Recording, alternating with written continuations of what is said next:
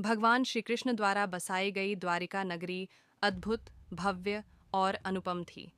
महाभारत और श्रीमद् भागवत पुराण में इसका विस्तृत वर्णन मिलता है।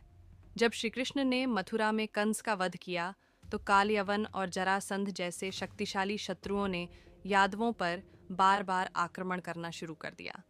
अपने कुल की सुरक्षा के लिए श्री कृष्ण ने समुद्र देवता से प्रार्थना की और समुद्र ने उन्हें एक स्थान प्रदान किया। विश्वकर्मा ने इस नगरी को स्वर्ग के समान भव्यता से निर्मित किया। द्वारिका नगरी समुद्र के बीच स्थित थी और एक अद्भुत वास्तुकला का उदाहरण थी। सोने, चांदी, रत्नों और बहुमूल्य धातुओं से सुसज्जित महलों से यह नगरी चमकती थी। वहाँ विशाल उद्यान, सुगंधित पुष्पों से भरे वन, स्वच्छ जल के सरोवर और सुंदर राजपट थे। हर गली चौक पर विशाल मंदिर और महल थे। यह नगरी सिर्फ सुंदर ही नहीं थी, बल्कि इसकी रक्षा की व्यवस्था भी बहुत मजबूत थी।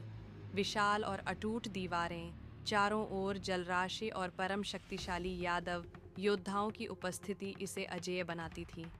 द्वारिका श्री कृष्ण की कर्म भूमि बनी।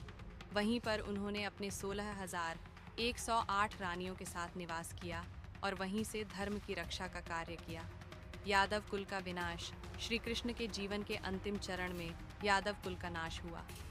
यह घटना महाभारत युद्ध के कुछ समय बाद हुई।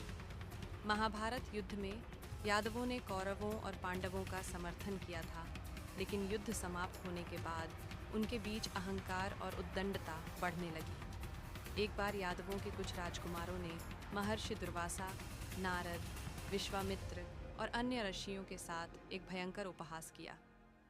उन्होंने एक युवक को स्त्री के वस्त्र पहनाकर ऋषियों से पूछा कि उसके गर्भ से कौन जन्म लेगा। क्रोधित होकर ऋषियों ने श्राप दिया कि यह गर्भ एक लोहे के मूसल के रूप में प्रकट होगा और इससे समूचे यादव वंश का नाश होगा।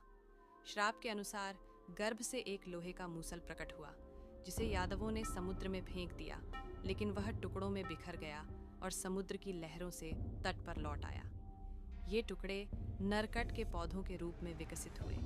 बाद में जब यादवों के बीच द्वेष और अहंकार बढ़ा, तो वे आपस में लड़ने लगे। उन्होंने उन्हीं नरकटों से बने हथियारों से एक दूसरे का संहार कर दिया। श्री कृष्ण इस विनाश को रोक नहीं पाए, क्योंकि यह विधि का विधान था। द्वारिका धीरे धीरे समुद्र में समा गई और स्वयं श्री कृष्ण ने वन में जाकर एक पीपल के वृक्ष के नीचे योग निद्रा में प्रवेश किया। तभी एक बहेलिये ने उनके पैर को हिरण समझकर तीर चला दिया, जिससे उनका देहांत हो गया। इस प्रकार द्वारिका नगरी जलमग्न हो गई, यादव कुल नष्ट हो गया और द्वापर युग का अंत हो गया।